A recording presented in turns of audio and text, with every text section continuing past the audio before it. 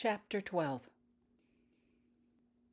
If I ever get back home, I'm going to take up karate, thought Holly disgustedly as she spit out bits of thread and lint that had stuck in her mouth. Holly was crouched against a dirty alley wall, huddled under the invisibility cloak. She had been there ever since she had managed to round a corner before Wizard Flint and duck under the cloak. He had raced up and down the alley several times looking for her, passing right by each time. Each time he had neared, Holly had held her breath, terrified he would somehow detect her presence. She couldn't imagine how the wizard had failed to hear her heart that thumped so loudly in her ear, but he didn't. Eventually, the sounds of his footsteps died away. Even so, Holly remained in place a long time afterwards, afraid the silence might be some sort of a trap. Finally, Holly's racing heart slowed so she could no longer hear it, and her cramped muscles protested at being still. She cautiously stood up. Holly listened for unusual noises all around her and, hearing nothing, carefully took a step forward. Moving as quietly as she could, Holly crept down the alley away from the direction of the transport. When she reached the end of the alley, Holly paused fearfully, certain Wizard Flint was waiting on the other side to grab her. She heard nothing and sensed nothing, but that was the problem with the invisibility cloak. While wearing it, Holly could not sense the emotions of others. Holly felt blind as a bat, but she could stand the suspense no more, and finally decided to risk turning the corner. No one was there waiting for her, no one she could see. Holly continued on cautiously. Maybe they were waiting for her at the next corner. The measured thud of walking feet sounded behind her. Holly wheeled around and saw what appeared to be a regular person walking quickly behind her. He was an older man with a short gray mustache, wearing gray clothes and a gray hat. Breathing a sigh of relief, Holly backed up against the wall, letting the man pass without touching her. As she did so, Holly noticed a security vehicle approaching slowly down the sidewalk. No doubt the security officer on board was scanning the people, looking for her. Holly froze against the wall until the vehicle and its rider had flown completely past and was well out of sight. More people appeared on the sidewalk. Another security vehicle flew slowly past, coming from the other way. Trembling, Holly stopped in place until she could no longer see it. Then Holly again walked slowly along the wall, looking in all directions to avoid touching others. The walls were plastered with signs. "Royal Security is there to protect you," said one sign, showing a handsome young man in a security uniform, cuddling a cute baby wrapped in smoking blankets. A blackened building smoldered in the background, showing more security officers busy putting out the fire and administering first aid to bloodied victims. "Stop terrorism," proclaimed another poster, showing a sinister-looking man holding a bloody knife in the act of stabbing a helpless child. "The life you save may be your own, or that of someone you love," continued the sign. With each step, Holly moved further away from the direction of the security transport. As she walked, Holly gradually realized she must be heading towards the center of the town, of wherever she was. She encountered more traffic on the sidewalks, saw lots of people going in and out of restaurants, and saw more vehicles, both on the streets and in the air. Holly noticed that while the security people scanned the crowds from the air, they didn't actually stop and look at faces. Perhaps they were expecting their mere presence would cause her to panic and run. It reached the point where Holly could no longer safely creep along the sides without running the risk of bumping into someone or being bumped into someone by someone else. Deciding there might be enough people to hide between, Holly found a quiet corner behind a dumpster. Checking first to make sure no one was looking, Holly took off her invisibility cloak. Immediately, all the outside emotions came flooding in. Holly swayed from the assault, but resolutely did not block. She needed to know where the security people were. To her relief, Holly didn't feel anyone like that nearby, nor did she sense any surprise or alarm that might have come from someone seeing her suddenly appear. Holly crumpled up her invisibility cloak and placed it securely under her shirt. Then she tucked her braids under her sweatshirt and pulled the hood over her head. Lots of people were wearing something similar. Holly bent her head down and hoped she could blend in. Not knowing what else to do, Holly continued walking cautiously forward, away from the transport, towards the center of town. No one seemed to notice that one more person had entered their ranks. Suddenly, Holly noticed a change in the overall emotions of the people in front of her. They'd gotten sadder somehow, ever so sad. Holly looked up to see the source of the sorrow, and to her horror, saw a Dementor coming right towards her. Immediately, Holly backed away. The sadness around her grew stronger. Holly hastily started blocking. The sky overhead darkened, and the air got colder. Holly turned and moved swiftly in the opposite direction. Looking over her shoulder, she saw that the Dementor was closer. It seemed to have speeded up. Holly increased her pace to a jog and rounded a street corner, seeking an escape from the floating creature. Looking back, Holly saw that the Dementor had turned also. It had speeded up as well. Holly raced down the sidewalk. She could hear the dry rattle of its raspy breath and feel a cold breeze behind her as the Dementor chilled the air. Holly turned down the next corner, hoping the change in directions would deter the Dementor. A glance over her shoulder showed that it had turned down the street too, clearly following her. In a panic, Holly rounded the next corner, bumping into the people there. Blindly, Holly fumbled around them and kept running. A hand reached out from behind the group of people and grabbed Holly's arm, jerking her to a stop. "No!" she screamed, struggling frantically. "Walk," ordered a voice, and the hand pulled Holly the other direction, right under the Dementor. Its icy presence chilled her to the bone, and she could hear a long, slow, rattling breath that spelled certain doom. A thick white fog seemed to fill her mind, taking over conscious thought. "No!" screamed Holly, as she watched the huge tree in front of her fade and vanish in front of her, carrying with it all chance to rescue Vernon and her parents. "No," she whimpered, realizing she was all alone in a cold, drafty dorm. "I killed him," moaned Albus, and Holly felt overwhelming waves of depression wash over her. The thick white fog swirling within her mind thinned. "Keep walking," urged the voice that belonged to the hand. The hand clutched Holly's arm painfully and continued to pull her along. Holly stumbled forward. The hand held her up. "Keep walking," the voice ordered. "Here comes another," added the voice.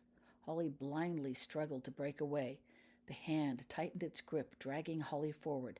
"No," the voice ordered. "Keep walking. Don't run." The marsh mist cleared to reveal a body, horribly burned and disfigured, and another body, its eyes staring blankly right at her, pleading for help, and another, and another. "No," moaned Holly, sinking down in despair. But the hand kept her up, kept her moving forward. Abruptly, the sensations ended, and the air warmed. Holly lurched forward, finally breaking free of the arm that held her. She stumbled to the ground and started retching violently. They were dry heaves. There was nothing left in Holly's stomach to spit up, but that didn't stop her body from trying. "They've gone on," commented the voice calmly from above Holly. "Here," the voice added, and Holly felt something warm and sticky pushed into her hand. The voice sounded strangely familiar, but Holly felt too weak to raise her head and look. Holly stared at the stuff in her hand. Chocolate. She raised a shaky arm and put the chocolate to her mouth. Holly bit into it, and sudden warmth spread throughout her body, making her feel infinitely better. "Thanks," said Holly gratefully, looking up at her benefactor. "Ravenda!" Holly exclaimed happily, recognizing the brown skin, warm brown eyes, and familiar face of the person standing before her.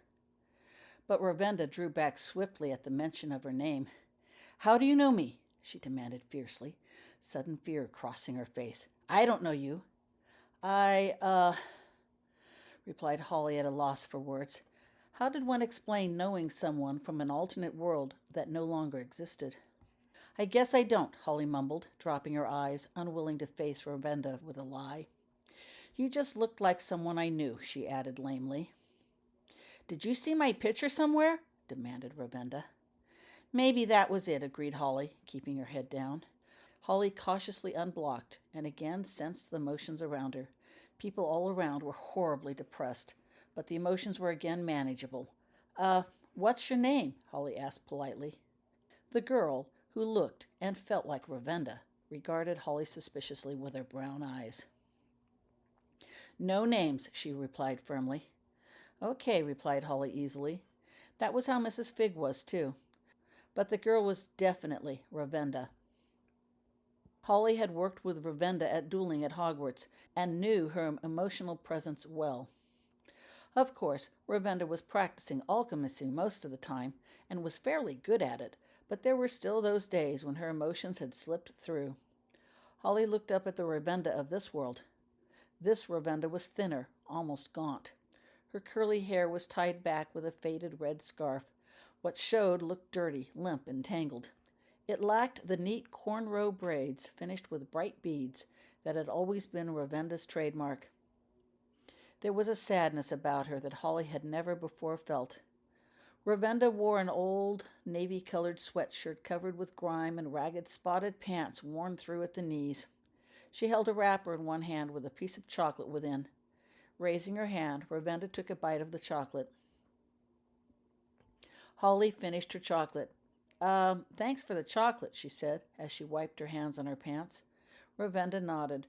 Her brown eyes regarded Holly with an unwavering stare. How come you happen to have some? Asked Holly. Chocolate? Asked Ravenda. Holly nodded. Ravenda relaxed a bit at the question. I'm never without a piece or two, just in case. Everyone knows chocolate helps chase away the gloom. She took another bite of chocolate. The gloom? Queried Holly. Yeah, replied Ravenda. You know, when you suddenly feel so sad you just can't bear it anymore. Sometimes you feel so bad you want to throw yourself off a bridge and end it all. I've wanted to, she admitted. Lots of people do, you know. End it when the gloom strikes, Ravenda added solemnly. Oh, said Holly, not knowing how else to respond. She stood slowly, still feeling incredibly weak. Ravenda reached out and placed her hand under Holly's elbow, steadying her. Thanks, murmured Holly, leaning on the hand gratefully. Does, the gloom strike often? Asked Holly as she straightened. Every other week or so, replied Ravenda, still regarding Holly intently. Sometimes more. It comes on Thursdays the most, she added. Thursdays? Repeated Holly. Today isn't Thursday, is it? No, agreed Ravenda. Friday. And the gloom struck yesterday, too. Oh, said Holly numbly. The Dementors were clearly out hunting her. You can see them, can't you? Blurted Ravenda suddenly. What? The gray ghosts, explained Ravenda. You can see them, too, can't you? Most people can't see them, continued Ravenda. Mom said I was making things up when I said the gray ghosts caused the gloom. Dad did, too. But I wasn't, was I? Holly looked up at Ravenda with new understanding in her eyes. Of course. In her haste to get away from the Dementor, she had forgotten that Muggles could sense them, but couldn't see them. But if Ravenda's parents couldn't see them, that meant they must be Oh, Ravenda, sobbed Holly silently. She could feel tears welling up in her eyes. Wizard Pilkington had implied nothing good happened to Becky and her family, and looking at Ravenda, Holly knew it was true. Holly hastily wiped her face so Ravenda wouldn't see the tears there, and looked again at Ravenda. Ravenda was still regarding Holly intently, waiting for an answer. No, whispered Holly softly, you weren't. Holly knew how it had been for her to feel things that no one else did. What must it have been like for Ravenda to see things that no one else could? To have her own family think her crazy. Ravenda let out a sigh and relaxed a bit more. The question had clearly been important to her, as was Holly's answer. That's what I thought, she said calmly. Then she held out the back of her right hand, the one without chocolate, showing it to Holly. What do you see? She asked Holly bluntly. Holly peered at the hand.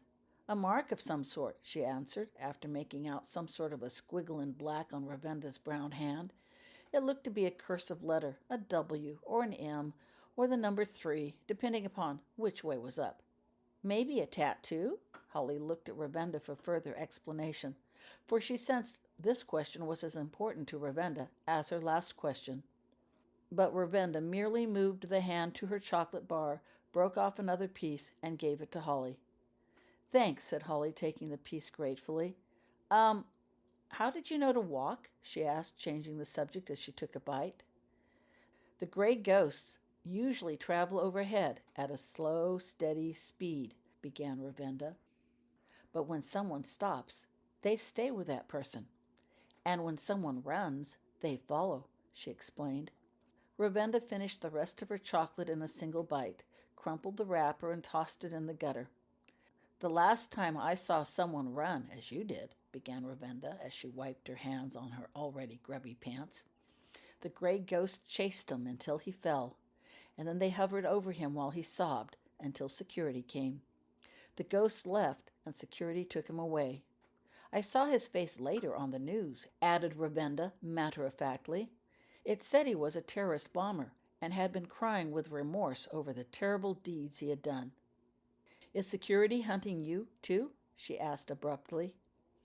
Yeah," replied Holly, not seeing any point in lying to Ravenda.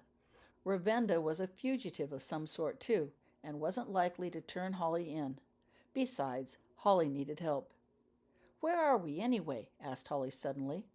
"Aylesbury," replied Ravenda, raising an eyebrow, as if questioning why Holly didn't know this already. "I need to get to London," said Holly, while ignoring the questioning glance.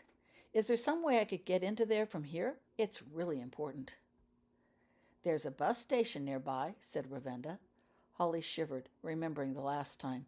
"Is there some other way?" "Well, there's a train station, too, but you need more money for a train, and there's more security." "I'll have to risk it," said Holly resolutely. "If it's not too far, could you show me the way?"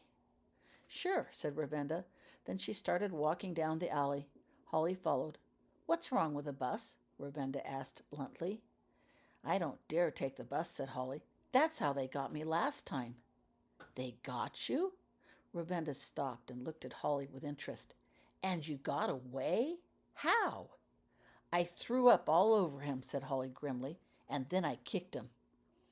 "I'll have to remember that," said Ravenda solemnly, and she continued walking, but there was a twinkle in her eye that hadn't been there before, and her mood lightened to something resembling the Ravenda Holly remembered so well. The two stopped at the corner and looked cautiously all around, making sure it was safe before continuing on. The sidewalks were strangely empty now. Holly supposed people didn't feel much like doing things after a visit from a Dementor. "I bet he was pretty mad," said Ravenda presently, "the guy you kicked." "Furious," agreed Holly, remembering Wizard Flint's face and emotions when it happened. "That would explain all the extra security flying about," commented Ravenda calmly. "You'd best take off that sweatshirt," she instructed. "What?" "Your sweatshirt," said Ravenda. "They probably all have a description of you, and that gray sweatshirt is a part of it." "Oh," said Holly, understanding. She rapidly pulled off the sweatshirt and held it in her hand, uncertain what to do with it next. Ravenda blinked without comment at the hot pink T-shirt which Holly wore underneath. The T-shirt had on it a sparkly black-line drawing of a fluffy cat with glittering green eyes. Noting her glance, Holly said self-consciously, It was a present from my brother," and her thoughts flowed back unbidden to her brother and the recent birthday when she had received it. They were on the road at the time. The celebration was a picnic in some park away from other odors. Holly hadn't eaten much. Nobody did. Mom gave her an organ book with popular tunes, an implied promise that they would find a school where she could continue her music lessons. Vernon had given her the pink T-shirt. He had laughingly apologized for the color, but said he thought the cat on it looked a lot like Sasha. Dad gave her a silver heart for her charm bracelet. Holly hadn't even bothered to attach it, but instead shoved the heart into her pants pocket where she never removed it. Holly suddenly reached down into her pants pocket. The heart was still there. Holly could feel it next to the Gringotts key. A wave of guilt and homesickness washed over Holly. Would she ever see them again? Would she ever see any of them again?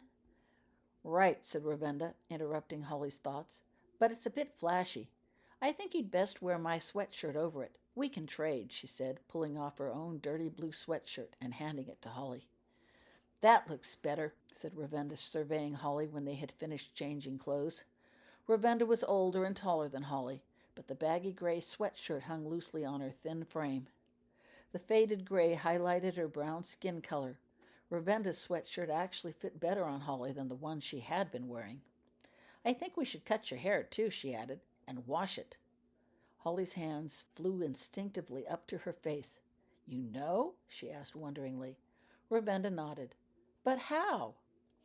In response, Ravinda put her hand up to Holly's forehead. She ran a single finger along Holly's hairline. Kind of obvious, really, said Ravinda lightly as she showed the finger to Holly. It was covered with a greasy, dark brown substance. Oh, said Holly in a small voice. But it works from a distance, added Ravinda cheerfully. Come along, she told Holly. I know a place where we can wash your hair. Put your hands in your pocket, instructed Ravinda, putting her right hand in the front pockets of the sweatsuit. Holly wondered why as she tucked her hands in her pants pocket, but didn't ask. Ravinda had already started down the alley, and Holly hurried to catch up with her. Ravinda led Holly down the alley and up another one, zigzagging between the streets. Security usually sticks to the main streets, she told Holly as they traveled. I don't think they like to make all the tight turns. They continued walking when Ravinda said, You know, London isn't all that far. You could probably walk it in a day or two. That might be safer than trying to use the public transport. Holly shook her head, thinking of Vernon, alone in that dark room. I don't have much time. I've got to get there before... She broke off. How long do you think someone can go without food or water? I don't know. 2, maybe 3 days for sure, said Ravinda thoughtfully. Maybe a week if you must. It's surprising what you can do if you're determined. And Holly knew Ravinda was speaking from some personal experiences. Why? Asked Ravinda curiously. My brother, began Holly uncertainly, not sure of what she could or should say. He's in trouble, big trouble, and I've got to get him out. Oh. They walked a few more steps. That why you're going to London? Yeah, sort of, said Holly. It's complicated. That why security is chasing you? No, not really, replied Holly. They continued to walk, and after a moment Holly added, They don't know why they're chasing me. I mean, they think they know, but they don't. Not really. I mean, someone does know why, but not the ones actually chasing me. They don't know why they're chasing me. But you do, queried Ravinda shrewdly. You know why they're chasing you. Yes, whispered Holly, I know. I've got to fix something they don't want me to fix. Can you? I don't know, but I've got to try. And if you succeed? Then everything will be all better, said Holly with conviction. Said Ravinda dryly. Maybe for you. While not calling Holly a liar, she practically oozed disbelief. No, I mean it, protested Holly earnestly, even for you. That would be difficult to do, said Ravinda bitterly, but not explaining further. In here, she suddenly directed, opening the door to a small public bathroom. The water's cold, but this place always carries a lot of soap. Ravinda entered with Holly following behind. The place had 2 toilet stalls and a rickety-looking sink with a cracked mirror, but was empty of other people. Once inside, Ravinda pulled out a pocket knife. Grabbing one of Holly's braids, she sawed away as near as she could to Holly's hairline, cutting off the braid. She did the same to the other braid. Then Ravinda carefully poked both braid ends to the bottom of the wastebasket, piling dirty paper towels on top of them. There, said Ravinda, using some paper towels to wipe off her hands and then her knife, before carefully returning it to her pocket. We wouldn't want anyone to know you cut your hair now, would we? No, said Holly meekly. With Ravinda's help, Holly washed the rest of her hair. The water was icy. It took several generous applications of soap and numerous rinses before the brown finally came out. Ravinda used her fingers to straighten out most of the tangles and then pulled a hank of hair forward to cut it with her knife, making bangs. Then she reapplied her knife to the hair, trying to trim off the stragglers. Well, said Ravinda when she finally stopped, it's not the straightest, and the ends should be trimmed more, but your appearance won't match any description they may have on you. Thanks, said Holly gratefully, while surveying her looks in the mirror. I guess I'm ready to find the train station. I just wish I knew how security knew to pick me up the first time, she muttered in frustration. What happened? Asked Ravenda curiously. I bought my ticket, waited for the bus, and when it came, I got on, said Holly, remembering. I was just like everyone else, I swear, she exclaimed. There was no inspection, no search, no identity checks. No one else was even remotely interested in me. Yet the guys in black and red showed up and went right after me without giving the other passengers a second's glance. How did they know? Began Ravenda hesitantly. There was probably one difference. Holly looked up at her in surprise. How would Ravenda know anything? She wasn't even there. But her emotions indicated that she thought she did. Holly waited for Ravenda to continue. Ravenda held up her hand, the one with a black mark. This, mark, began Ravenda hesitantly, and Holly looked at it again, curiously. It's kind of like the gray ghosts. Nobody else can see it except me. And you. What? Exclaimed Holly, staring at the dark mark with new interest. Ravenda continued softly. Everyone has one, but they don't see it. Everyone? Whispered Holly, now looking at her own hand, obviously bare of the mark. Everyone, confirmed Ravenda. Mom, Dad, my brothers and sisters, the people in town, all my classmates at school. Gran and Grandpa didn't have it once, added Ravenda, reflecting. But then Gran broke her leg and Grandpa took her to the hospital. They both came back wearing one. I asked Gran why she had gotten a mark. She looked at me and laughed. Gran said I had a fantastic imagination and that there wasn't any mark. Holly thought rapidly of the people she had met so far as she tried to absorb the impact of this information. She hadn't really been looking at people's hands, but Mrs. Figg hadn't had a mark. Of that Holly was sure. Mrs. Figg was also probably older than Ravenda's grandparents, and so paranoid that Holly doubted she would have gone to a hospital or any official place where she might have been given one. Security, too? Queried Holly softly. Wizard Pilkington didn't have a mark on his hand, neither had Cedric. Wizard Flint had worn gloves, so she couldn't say for sure one way or the other about him. Ravenda shook her head. I don't know, she admitted. They always wear gloves. That man, Ravenda added suddenly, the one who ran from the gray ghosts, he didn't have a mark either. The door to the washroom swung open and two ladies walked in. Both were middle-aged and wore faded flower print dresses and jackets with matching pillbox hats. Oh, said the first lady in dismay, noting Holly and Ravenda. Is there a line? She wore a tan-colored jacket and a small bow on her hat. No, assured Holly. We're finished. We're just cleaning up a bit now. Several women had come in to use the facility since the two had entered. None had emanated any emotions to worry Holly, but now she regarded the two with interest as they came out of the stalls and proceeded to wash their hands. They both had a red, squiggly mark on the back of their right hand.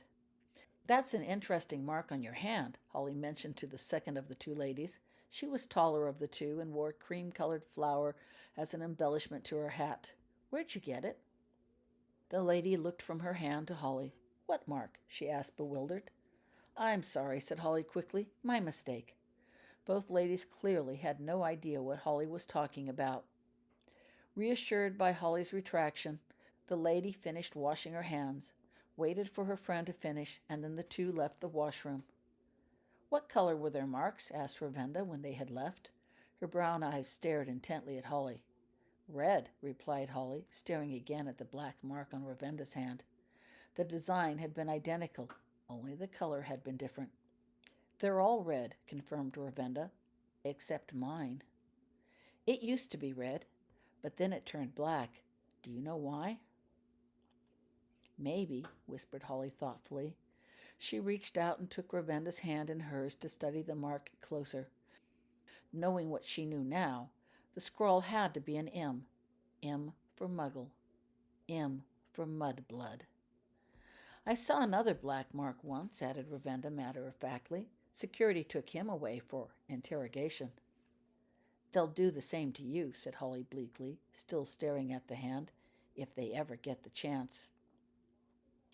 Was that all they did? Asked Ravenda, removing her hand from Holly's grasp and looking at it again. Just interrogate him? I doubt it, replied Holly, with tears welling up in her eyes. I don't think anything good happens to someone with one of these if it turns black. And Holly mourned again for Becky, who would not have lasted long in Azkaban prison. Ravinda nodded. Holly wasn't saying anything new. Ravinda had plainly already suspected as much, and only sought confirmation. "Do you think," asked Holly after she wiped away her tears, "I could maybe find a red pin?" Ravinda nodded. "I know a place where we can look." She led Holly out of the washroom. "Put your hands in your pocket," Ravinda again instructed when they stepped outside. Holly rapidly complied. This time, Holly didn't wonder as to the reason why. Ravinda led Holly down one sidewalk and up another. They turned onto a more traveled sidewalk next to a larger street. Security officials flew up one side and then the other.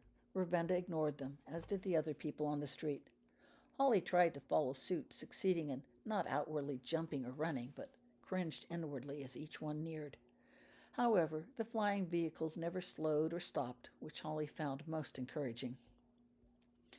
Ravinda stopped in front of a shop labeled Boyd's Stationery. She opened the front door and they walked in. "Hey," growled a voice from inside. "No riffraff. Get out of here." "We're not loiterers," retorted Ravinda. She pulled out her left hand and waved a 10-pound note. "We've money and we're looking for something." "You better not be thieves," growled the voice again. Holly saw the voice belonged to a middle-aged proprietor with straight black hair and a thick, bushy black mustache. "We're protected by royal security." And the man pointed to a camera in his doorway and a huge television mounted in the center of his store, prominently displaying wanted photos, one after another. "Don't worry," assured Ravinda. "We aren't." Ravinda continued walking into the store with Holly following behind. "I found the note in the gutter one day," explained Ravinda softly while they walked towards the back of the store. "I'm keeping it for emergencies. In the meantime, shop owners let me in when they see it, because it means I'm a shopper, not a beggar." They reached the back of the store where a large assortment of pins was on display. "You can't buy just any pin," murmured Ravinda, picking up the first red pin she saw. "You have to first check to see if it's working." And she used the pin to scribble on a pad of scratch paper provided for just that purpose. She worked her way through several red pins before finding one whose red color and ink flow suited her. "This one is permanent ink, too," Ravinda added, "so it shouldn't smear or wash off if it gets wet." Using her own black mark as a guide, Ravinda started drawing a fancy cursive M on the back of Holly's right hand. "Well, what do you think?" she asked softly when she finished. "It looks good," said Holly, comparing it against Ravinda's hand. "But will it work?" "You won't know that until you try," replied Ravinda philosophically. "Be sure you let it dry a while," she added, while replacing the cap on the pin she used. "Come on, we should get out of here." Ravinda replaced the pin on the display and the two headed for the entrance. "You ever been to Ireland?" asked Ravinda casually when they had almost reached the exit. "What? No," answered Holly, surprised by the question. She looked at Ravinda and saw that she was looking at a huge television screen showing the Royal Security wanted photos. Holly turned her attention to the screen. Prominently displayed was a photo of herself. It didn't really look like her with the braids and brown hair, but Holly knew it was of herself anyway. "It says you are wanted for questioning in connection with a missing cruise ship off Ireland," commented Ravinda softly. "You wouldn't happen to know anything about that, would you?" "What cruise ship?" responded Holly absently, while staring at the photo which stared eerily back at her. She tried to think of when it had been taken of her, but she couldn't place the pose. "That's what I thought," replied Ravinda dryly. "Come on." And she took Holly by the elbow and steered her outside. "The alert only mentioned Aylesbury," Ravinda said cheerfully, "so you're better off any place but here. You still want to go by train?" "Yes," replied Holly.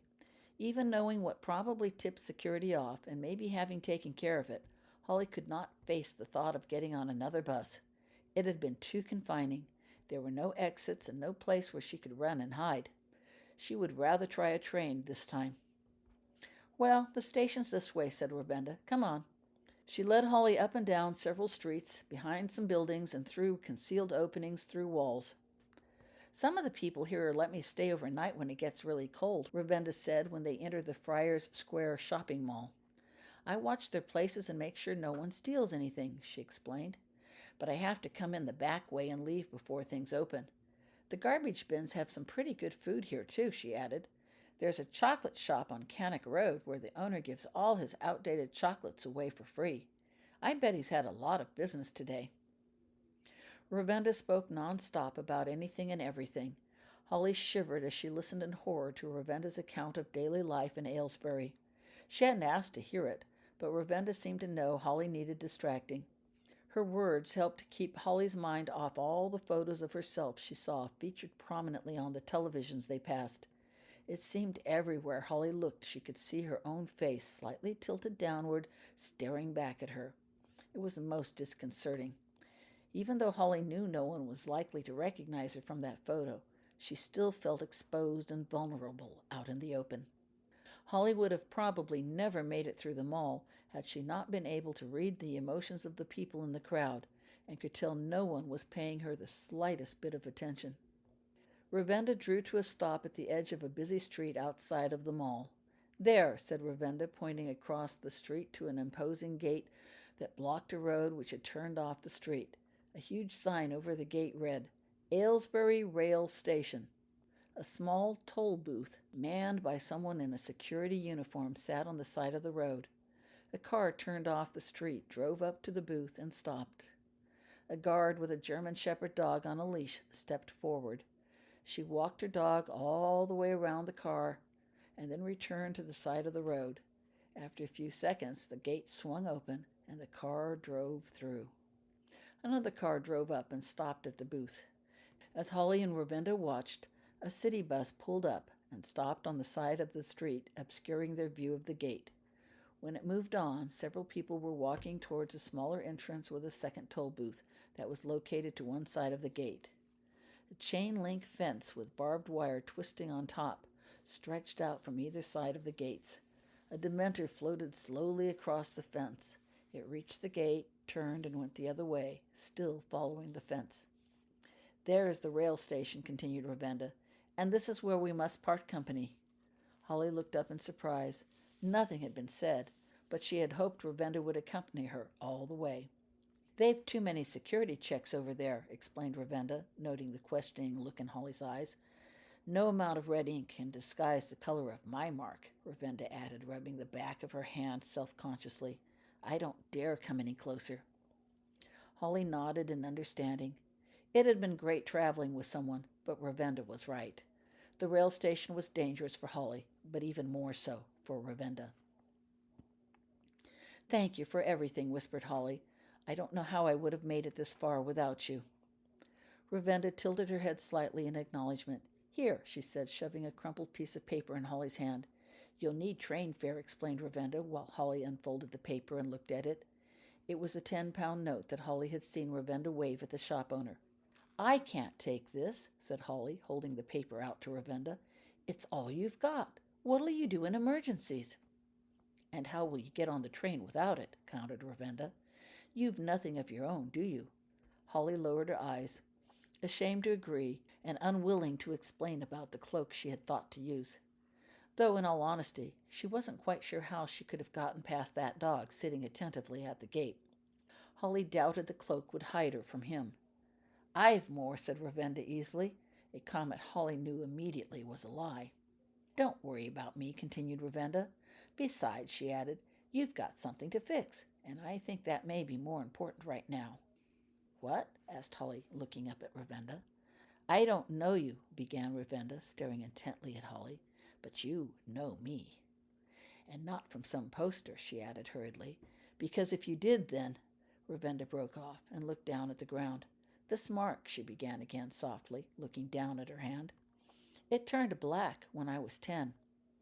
A week later I came home late from the library. I saw a bunch of security vehicles parked outside our house, so I hid. When the security left, I went inside. My parents, grandparents, brother and sisters were all... There was so much blood, she added with anguish in her voice, in her very essence. No, whispered Holly in aghast.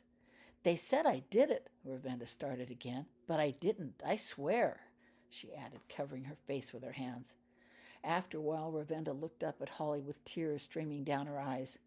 But if you'd seen my picture, then you'd have seen me in the middle of all that, surrounded by my dead family and covered with blood. She gulped, and Holly wrapped her arms around Ravinda, trying to console her from an impossible grief. They update it every year, she added brokenly. The same pose with me in it, but aged a year older somehow. You didn't do it, assured Holly, despite her own tears. I know you didn't do it. And Holly hugged Ravinda even tighter, as if a hug could make everything right again. I don't know how I got away alive, finished Ravinda, pulling away from Holly. But sometimes I wish I hadn't. I wish that whatever had killed them had killed me too. No, Holly moaned softly, overcome by Ravinda's emotions, feeling them as her own. You know me, repeated Ravinda, staring straight in Holly's unwavering eyes. Not only that, but you know me as a friend. I saw it in your eyes. Ravinda looked down again. I don't know how that can be. I've been alone for so long, without a friend. And her emotions radiated the pain of loneliness. Ravinda looked back up at Holly. And to find one I don't even know about? Ravinda broke off, unable to continue. Then she added, You're not possible, but you're here. So I'm thinking that whatever you have to fix has to do with that, doesn't it? Yes, whispered Holly, grabbing hold of Ravinda's hands, trying to fill her words with sincerity and confidence. It does. Well, said Ravinda softly, I hope you succeed, because I'd forgotten how it felt to have a friend, and now I don't think I can take living like this much longer. Ravinda's desolate voice broke, choked with emotion. I'd rather you use the money than no one at all, she added bleakly. Oh, Ravinda, sobbed Holly, overwhelmed by the guilt and depression she felt emanating from Ravinda. Ravinda shuddered with the use of her name, but Holly wrapped her in a warm hug and wouldn't let go. This is not your fault, none of it, she insisted. Ravinda began to cry softly and clung to Holly, overcome with emotions. They hung on to each other for a long time, both crying, until the tears ran out. Then Ravinda gently disengaged herself from Holly. Hey, she said, looking at Holly's hand with a smile. It's a good thing I used permanent ink, or everything would be all smudgy now. Holly sniffed and looked at the mark on the back of her hand. Yeah, she agreed, sniffing again. That was smart of you. But you were always incredibly smart.